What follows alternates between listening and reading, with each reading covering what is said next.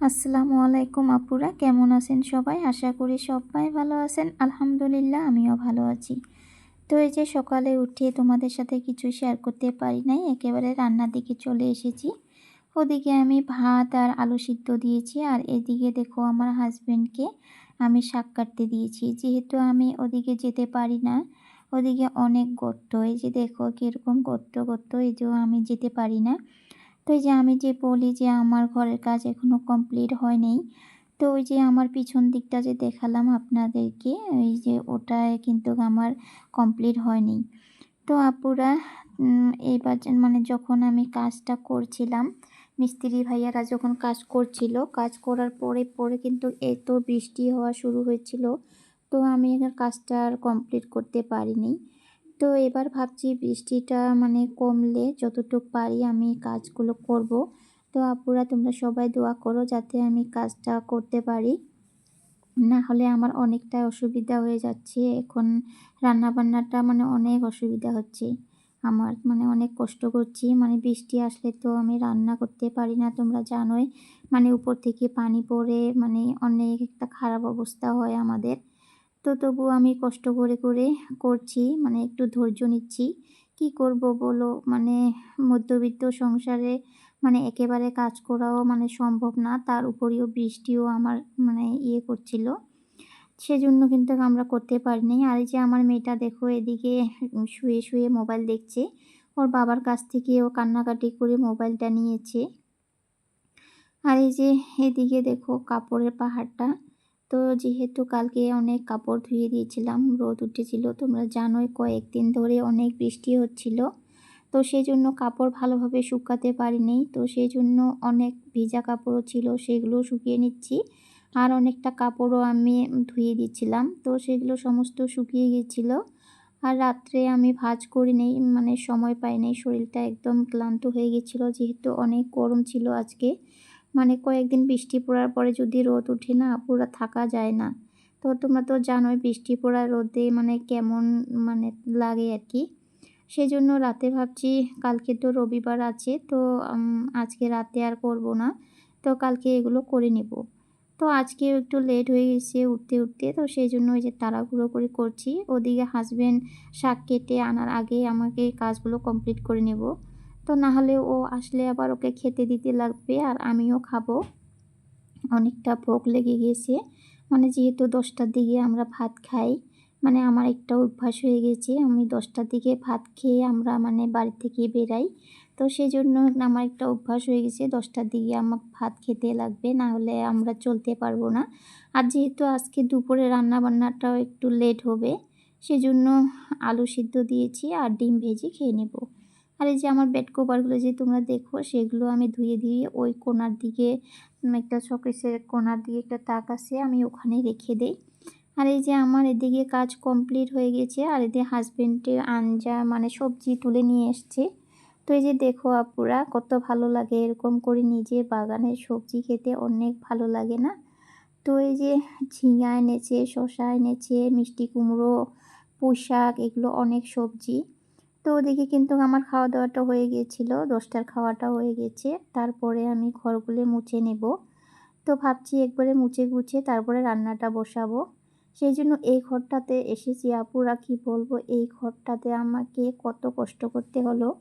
তো কি আর বলবো তোমাদেরকে। যেহেতু আমরা এই ঘরটাতে আসি না, খুব কম আসি।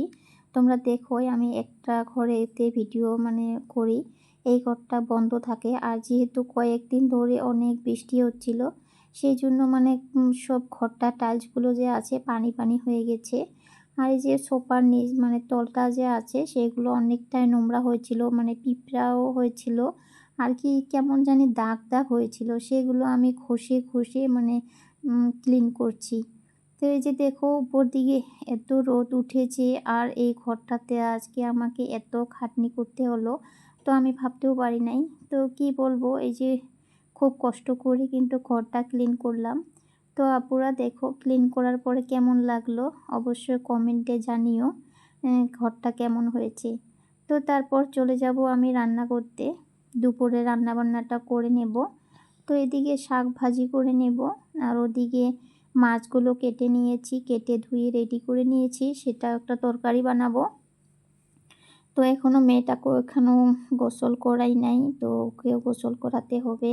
আবার আমার অনেক কাজ আছে, আমিও তো গোসল করি নাই, জানি না কয়টা বাজবে আজকে আমার গোসল করতে করতে। আর আপুরা, এই পর্যায়ে এসে তোমাদের থেকে একটা জিনিস চেয়ে নিচ্ছি। প্লিজ আপুরা, তোমরা যে যেখান থেকে আমার ব্লগটা দেখছো, প্লিজ আমার, যদি কেউ নতুন হয়ে থাকো, আমার চ্যানেলটাকে সাবস্ক্রাইব করে দিয়ে আমার পাশে থেকো। আর যারা যারা আমার পাশে আছো, প্লিজ ছোট্ট করে একটা কমেন্ট করে যেও, একটা লাইক করে যেও।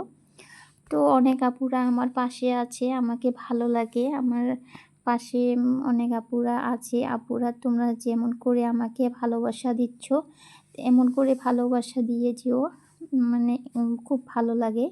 কমেন্ট করে লাইক দেয়, আবার ছোট ছোট কমেন্ট করে যায়, অনেক ভালো লাগে আমাকে। তো এই যে দেখো, শাকটা এখন আমি ভেজে নিচ্ছি, মানে শুকনা মরিচ একটা দিয়ে, কাঁচামরিচ, পেঁয়াজ কুচি দিয়ে এরকম করে শাক ভাজলে কিন্তু অনেক ভালো লাগে। আমাকেও অনেক ভালো লাগে, আমার হাজব্যান্ডও অনেক ভালোবাসে। ওকে যদি আমি শাক ভাজা কিছু একটা ভর্তা করে দেই, ওকে আর মাছ মাংস কিছুই লাগবে না। তো সেই জন্য আজকে শাক ভেজে করে নিলাম। আর এদিকে দেখো, কই মাছগুলো এনেছে আর গড়াই মাছ এনেছে। গড়াই মাছগুলো আর পুঁই শাক দিয়ে ঝোল করব, আর কই মাছগুলো কিন্তু আমি ভেজে রাখবো। তো মধ্যবিত্ত সংসারে একটু বুদ্ধি খাটিয়ে চলতে হয়। এখানে যে আমার মাছগুলো আছে, আমি যদি সব মাছটা রান্না করতাম, তবুও কিন্তু আমার হাসবেন্ড আমাকে কিচ্ছুই বলবে না যে তুমি কেন রান্না করলে। তো আমি যেহেতু আমি একটা মানে বউ, মানে গ্রামের বউ, মধ্যবিত্ত সংসারের বউ, আমাকে একটু বুদ্ধি খাটিয়ে চলতে হয়। যেহেতু আমরা ২ টা মানুষ, অল্পটুক মাছ হলে কিন্তু আমার হয়ে যায়। সেই জন্য আজকাল তো বাজারে অনেক পরিমাণে জিনিসের দাম বাড়ছে, তোমরা জানোই। সেজন্য একটু বুদ্ধি করে করে চলি। যেহেতু একটু বুদ্ধি করে চললে মানে আরেক সন্ধ্যা আমি ভাল করে খেতে পারবো। সেজন্য। আর এই যে এদিকে মাছগুলো তুলে রেখে আমি সবজিটা রান্না করে নেব। তো একদিনে চাইলে খাওয়া যায়, কিন্তু খাবো না। আমার মতো মানে যারা আছে, মানে জানি আমরা, তারাও এরকম করিয়ে চলে। আর এই যে এদিকে এই সবজিটা দিয়ে রান্না করব। আপুরা, তোমার কেমন লাগে জানি না, আমাকে কিন্তু অনেক ভালো লাগে এরকম সবজি দিয়ে রান্না করলে। আর আমি কিন্তু মাছের থেকে সবজিটা আর ঝোলটা যে হয়, সেটা কিন্তু অনেক ভালোবাসি। মাছ আমি বেশি খাই না, এই সবজিটা আর ঝোলটা দিয়ে কিন্তু খেয়ে নেই। তো এই যে আপুরা, আমার তরকারিটা হয়ে এসছে, এখন আমি নামিয়ে নেব। তো আজকের ব্লগটা এখানে শেষ করছি। ভালো থেকো, সুস্থ থেকো, আল্লাহ হাফিজ।